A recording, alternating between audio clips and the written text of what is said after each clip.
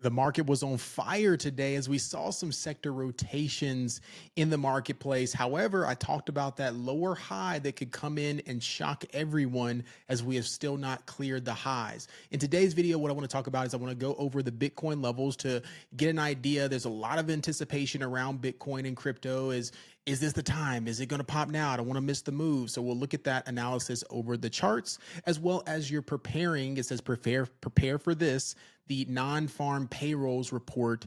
If you did not know, that is coming out first thing tomorrow morning on a short week into a long holiday weekend. So you want to be prepared and not wake up in the morning and say, what in the world is going on with the market? So hopefully I've been speaking truth here on this channel and on this page and each and every video to give you the heads up of what's coming day in and day out, but also give you the bigger forecast of the opportunities that are in the marketplace. All right, so let's jump into it.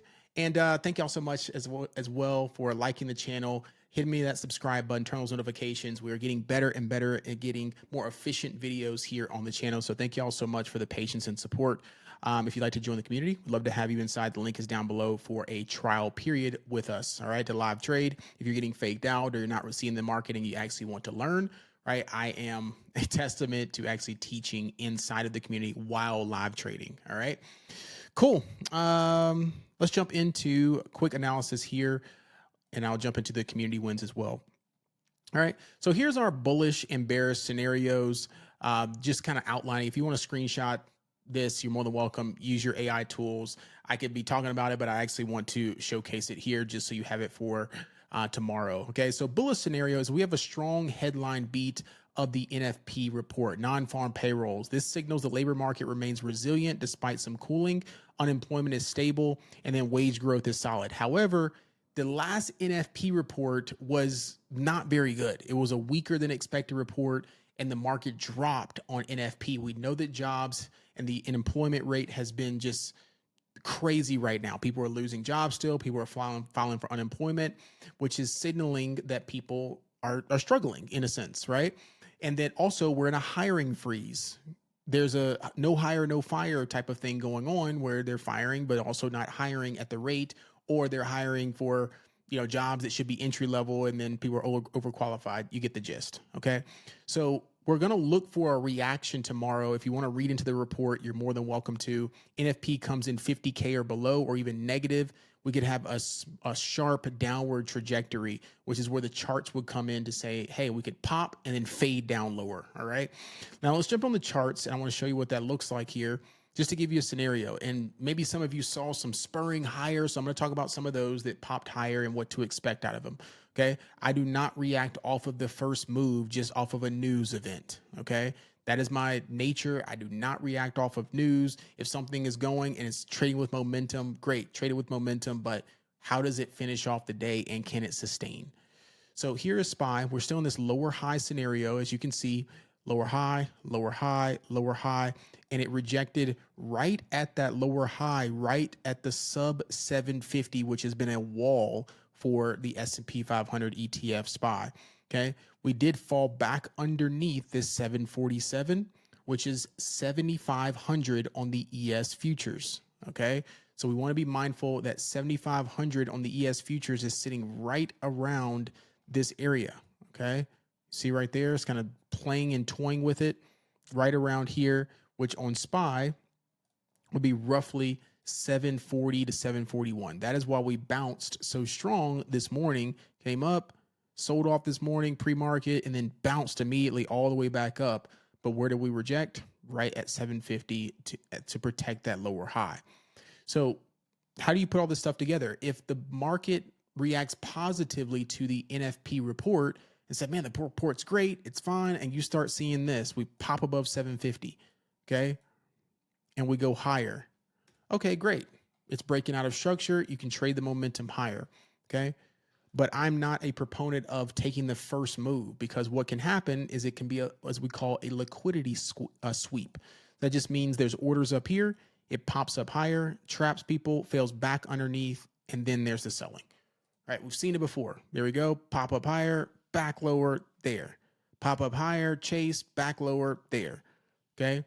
So be mindful of that for any pops, that it actually continues and you don't chase and you see big green going up higher. Okay. So watch that 750. That's going to be the line in the sand. And then the bull bear pivot is going to be sitting right at 742. Okay. 742 right there. You see 742, see 742, see 742. That is where we held. If we cannot hold 742, we're coming down lower, right? Back down to these lows. And then this big channel starting to come in. I'm not saying it's going to fall that far, but we can start seeing some selling coming back in, and there's another lower high. Okay. So both scenarios, be open-minded, understand that the data is going to be indicative of what's going to happen. Qs. Okay. We had some negative news when it came to memories and the chip sector. Okay. So we woke up this morning, MU's down.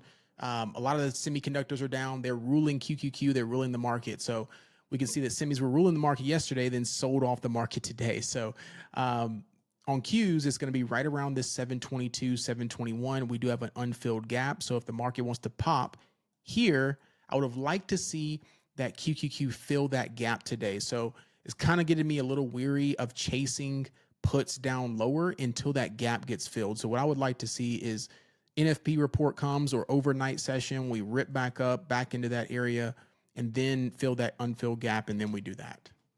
Just my 2 cents. That does not have to get filled. If it wants to gap down and then continue lower, we could do that as well. Okay. Just understand we have not cleared, right, this consolidation channel. All right. IWM, this is one of my top watches because we know that rate hikes are on the watch. Okay. And rate hikes are not necessarily good for small cap companies. So what I'm looking for IWM is it's rising in this wedge, okay, on very low volume. All right. If I turn on the volume profile here, there's not a lot of volume sitting up at these highs. So it's just rising and rising and rising and rising. When you get these grinds higher, what happens if it cannot sustain that? That is when the big, as we call, macro move happens. When you just wake up and you're like, what is going on with IWM? It's selling. You've seen that before, right? So that's the move I'm potentially looking for on IWM. My trigger would be really back below this 295, first of all, and then second of all would be back below 292. 292 would be the big trigger, but the first target would be 295, and then below 292, if it continues and sells, then we've got all the way back down here into that 285 level. Okay, you see I have the daily moving averages marked right there. So those will be targets down below, but we need that selling volume to come out of this trend change and then break back below that 297.94 and start getting some selling volume there. All right. You can see liquidity sweeps or failures to go higher right here. It looks like it was strong this morning. Pop. Oh, nope. Right back underneath 300. Okay. So there's a lot of selling or profit taking up in here and a lot of traps that could happen. And we call liquidity just the ability for them to not only get out, but also provide more liquidity to drive price lower, right? Imagine big hedge funds hedging. They're buying puts or hedging or taking profits. Retail investors chasing the highs, and then they liquidate them and it drives price lower. Okay. So look out for those puts potentially on IWM. If data is not good either, that could be a pretty big move there. All right. Another one of my top watches, and then I'll go into Bitcoin. Palantir was a little bit early for me today. Got in a little bit early for it. So do want to be mindful of that. Did have to stop out of this. What just happened here? What just happened? Okay. Wow. That's odd. Okay. Apologize for that. We're going to keep it rolling here. Move chart there. And just expand this back over how it was. Jeez. What I'm going to do is bring, what the heck? My goodness. I'm going to write to Palantir and it opened up. There we go. Let's get this thing back on track here. Just had a one-on-one call, so maybe that's what it was. Okay. Palantir, another top watch. I think it's one of my A+ setups here. Just was a little bit early to the party. Okay, was looking for Palantir to reject 125, this moving average here, and just grind it higher. Then the end of the day, it's starting to move lower. You can see that failure to go higher right there, and then started to break trend. And this area starts getting some sellers, and we start breaking back underneath 125. I think this could give the whole move back. Gap fills, like just one of those Apple trades. If y'all been watching me for a while, remember when I was mentioning that Apple bear flag for a while? I think that could be the possibility there. Just like this Apple trade took forever to work out. Pop, grind higher, higher, higher, still lower high there. Okay, so look out for that Palantir. Let's go into Bitcoin and give you some levels on Bitcoin. Okay, let me turn on the weekly 50 and the weekly 21. Okay. So I've got the weekly 50 moving average, which is this light green line here. And I've talked about this for a while. You can go back into the archives of crypto here on the channel. And we talked about when it got underneath this weekly 50 moving average, it was repeating the 2022 scenario, 2021, when it started to fall and there was the crypto winter. Okay. You can see that death cross there, or the cross of the 50 plus the 20. And then we rejected that and came lower. So as we were crossing, it was, essentially coming down lower, but that you see that cross happened again and we're coming lower. Now is the time, in my opinion, not financial advice, to be dollar cost averaging. I personally believe this is a little bit early and we could get one more drop down into, my level would be right around this 45,000 to 50,000 level. We right at this kind of break of structure here and right there at that 50K. So you see I have 3 lines here where I want to get a little bit more aggressive and heavier in the position of any crypto related stocks or Bitcoin more specifically. All right. So this is a dollar cost averaging one right here. It could rip from here, but we need some buying to come in. And I think that's why it's holding, is because it's hanging on for dear life for anyone who bought in 2024. All right. They're trying not to stop out, so on and so forth, but we're still forming extreme selling pressure. We can get one more push. I think that would be our trigger. Okay. Connell, congratulations to anyone who has been buying some Connell, not financial advice. Again, we've been buying it in our community. Shout out to everybody who's been buying Connell. This is the leveraged ETF of Coinbase. So we're kind of trading this against the Bitcoin move lower, not against it, but with it. Okay. So do I think it can come lower? Yes. But I want to start building a position out in anything that's crypto related that I think is at a good buy opportunity that I believe in. Okay. Coinbase, still one of the top companies, along with Robinhood and some other brokerages that people will be buying crypto on regardless. All right. So keep an eye on Connell, Coinbase, Bitcoin. I think it can come one more instance lower, but let's shout out the community and get up out of here, everybody. So shout out to Carlene here. Thank you, Dr. B. Thank you for the entire leverage community. Special thanks to James introducing me to leverage ETFs. James is one of our moderators, good friend. He's been in the community for about 4 years now at this point. There's James right there. Shout out there. And then shout out to Sherry, Ben buying shares there. Dreama, who increased her account by 86% just in one day by scalping. That just means short trades. Y'all have heard me talk about that before for anyone who's new. Okay, shout out to Ben. Okay, I took the Palantir put the other day. I was trading some futures. There's my futures trade on MNQ. Okay, had roughly $1,800 or so on that trade. I did 20 micros. So we do trade futures as well. And then shout out to Carlene again, just absolutely killing it. But the beautiful thing, and if it's okay, Carlene, just wanted to shout you out here on the YouTube channel and everyone else as well. These are the things that warm my heart. Okay.